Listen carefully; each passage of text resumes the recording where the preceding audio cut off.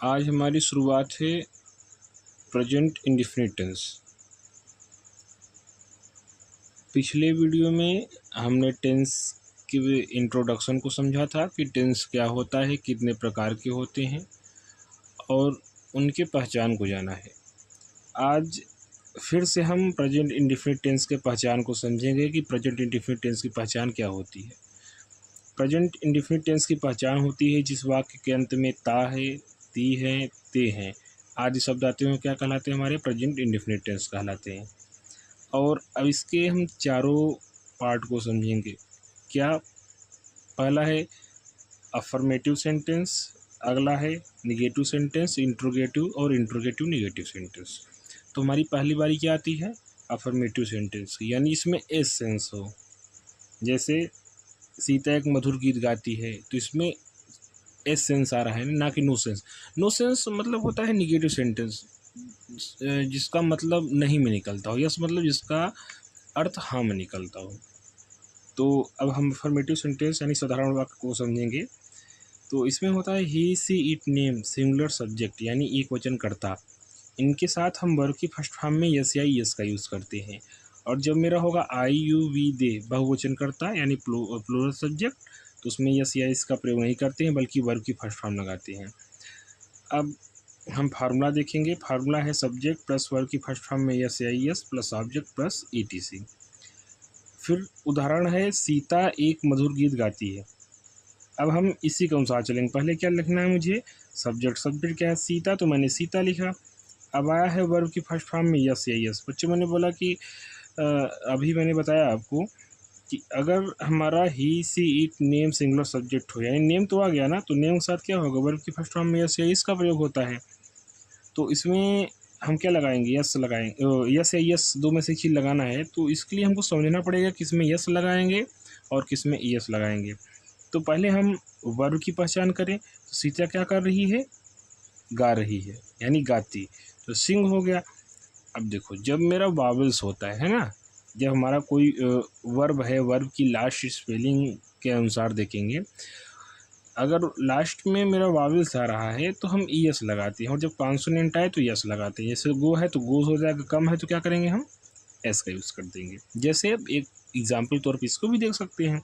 भाई सिंग है, जी के बाद क्या लगा देंगे? क्योंकि ये क्या है? मेरा जी, मेरा कॉन्सोनेंट है, तो एस का यूज़ कर देंगे। तो सीता सिंग्स, तो मेरा सब्जेक्ट क्या हो गया? सीता। वर्ब क्या हो गई? सिंग्स। ऑब्जेक्ट क्या है मेरा? A sweet song, a sweet song, तो मैंने उसको लिख दिया। अब दूसरा एग्जांपल देखते हैं। दूसरा एग्जांपल है हम हॉकी खेलते हैं, तो इसका क्या होगा? We play the hockey. कैसे हुआ? पहले सब्जेक्ट रखना था, मैंने सब्जेक्ट रखा वी, तो हमको पता है कि वी के साथ मुझे यस या इसका प्रयोग नहीं करना है, सीधे वर्ब की फर्स्ट फॉर्म लगा देनी है। तो वर्ब क्या है मेरा? खेलना, तो मैंने प्ले लिख दिया। क्यों? क्योंकि सब्जेक्ट लिखना था, फिर वर्ब, अब क्या लिखना है? ऑब्जेक्ट।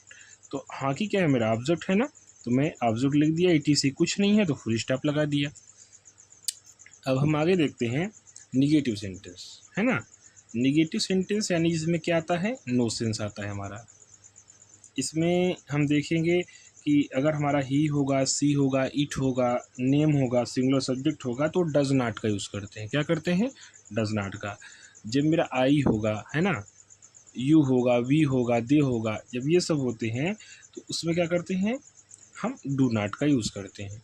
अब फार्मूला क्या होता है? सब्जेक्ट प्लस डू या does plus not plus verb की first form plus object plus etc.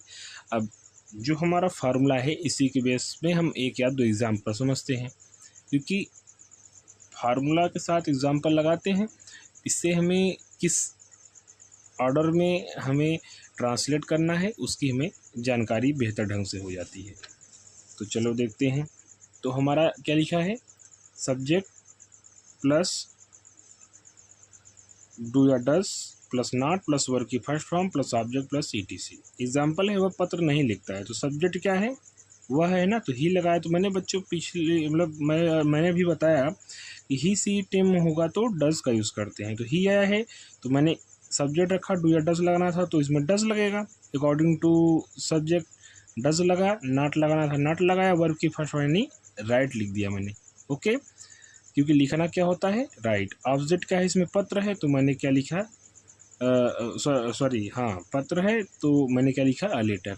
तो he does not write a letter. हम किताब नहीं पढ़ते। इसने बोला पहले सब्जेक्ट लगाओ, तो मैंने सब्जेक्ट लगाया। सब्जेक्ट क्या है? वी, तो मैंने वी लगा दिया।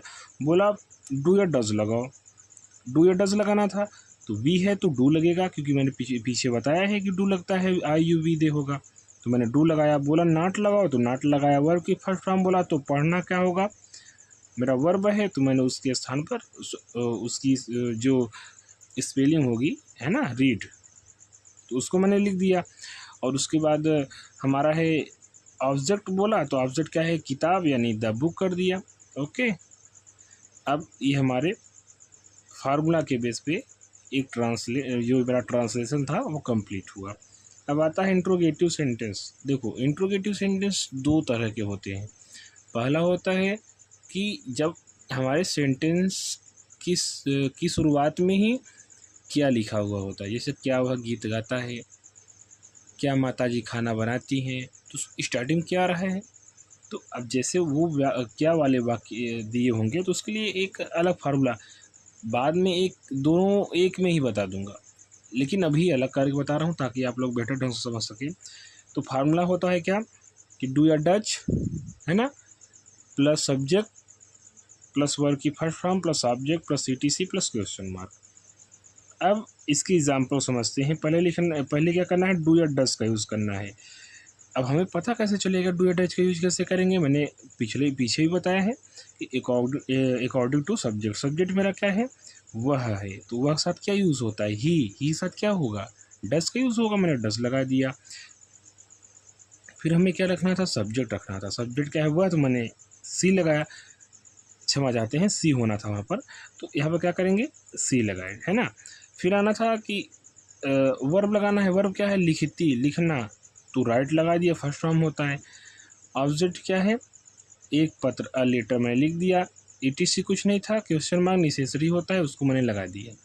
अब आता है इंट्रोगेटिव सेंटेंस, यानी जब वाक्य के बीच में क्या, कब, क्यों, कैसे, कहाँ, किस लिए, कितना अधिक, कितना कम, कौन सी, ये सब आते हैं हमारे सेंटेंस के बीच में, तो मेरा क्या होता है, उसके लिए हम एक अलग फार्मूला लगाते हैं। और अलग फार्मूला किताब में है नहीं, थोड़ा हम सरलीकरण किए हैं और उसको बताने का प्रयास किए हैं। तो उसमें होगा क्यू डब्ल्यू, यानी क्वेश्चन प्लस डू या does plus subject plus verb की first form plus object plus E T C plus question mark, है ना। तो जैसे वह स्कूल कब जाता है, तो क्वेश्चन वर्ड क्या है? क्वेश्चन वर्ड है वेन, तो मैंने वेन लगाया। डू या डज लगाना था अकॉर्डिंग टू सब्जेक्ट। सब्जेक्ट है वह, यानी डज का यूज़ होगा, मैंने डज लगाया। फिर बोला सब्जेक्ट लिखना, सब्जेक्ट क्या है? वह, तो मैंने ही लगाया। वर्ब की फर्स्ट फॉर्म यानी जाना, तो मैंने गो लगाया। गो के साथ टू फिक्स प्रीपोजिशन है ना। ये इसके स्थान पर हम नहीं लगा सकते। अच्छा, टू तभी हटेगा जब बाद में ऑब्जेक्ट नहीं दिया रहेगा, तो यहाँ ऑब्जेक्ट है ना, तो इसलिए टू लगाना आवश्यक है। अब देखते हैं मेरा ऑब्जेक्ट क्या होता है। ऑब्जेक्ट है स्कूल, है ना, तो स्कूल को मैंने स्कूल लिख दिया। ईटीसी नहीं था, मैं छोड़ दिया। क्वेश्चन मार्क लगाना था, तो मैंने क्वेश्चन मार्क लगा दिया।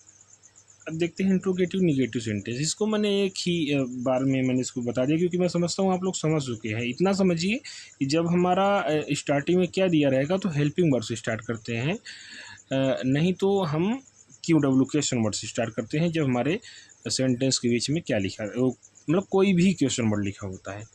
अब इधर देखते हैं हमारा है क्या चीज़ कि formula question word plus do या does plus subject plus not plus verb की first form plus object plus ETC plus question mark. जैसे क्या वह एक पत्र नहीं लिखता है, तो किसका क्या होगा? बोला क्वेश्चन वर्ड लगाना है, तो क्वेश्चन वर्ड की कोई बात ही नहीं, मैंने बताया जब बीच में होगा, सेंटेंस के बीच में है ना, स्टार्टिंग क्या है, तो हेल्पिंग वर्ड से स्टार्ट करेंगे। जैसे सब्जेक्ट के अनुसार हम क्या लगाएंगे? डू या डज। सब्जेक्ट एक क्वेश्चन है, सिंगुलर सब्जेक्ट है, सॉरी ही है, तो हम क्या करेंगे? डज लगा देंगे। डज लगाया, सब्जेक्ट ही है, ही लगाया। नॉट लगाना था, मैंने नॉट का यूज़ किया। वर्ब क्या है? लिखना, तो लिखना का राइट होता है। ऑब्जेक्ट क्या होता है? क्या लिख रहा है? एक पत्र, अ लेटर, तो उसको लगा दिया। अब ईटीसी कुछ नहीं दिया था, छोड़ दिया। क्वेश्चन मार्क नेसेसरी होता है, मैंने बताया ही, इंपॉर्टेंट है, उसको लगाना चाहिए। ठीक। अब तुम पतंग क्यों नहीं उड़ाते हो, तो क्या करना है? क्यों डब्ल्यू एन, क्यों, तो हम क्या करेंगे? वाई लिखेंगे, वाई। उसके बाद डू या डज लगाना है, अकॉर्डिंग टू यू है, तो डू लगेगा, डू लगाया। फिर क्या करना था? हमें सब्जेक्ट को लिखना है, मैंने सब्जेक्ट क्या है? तुम, तो मैंने यू लिखा। नॉट लगाना था, मैंने नॉट लगाया। फिर वर्ब लिखना है, वर्ब क्या है? उड़ाते हो, फ्लाई। मैंने फ्लाई लिखा।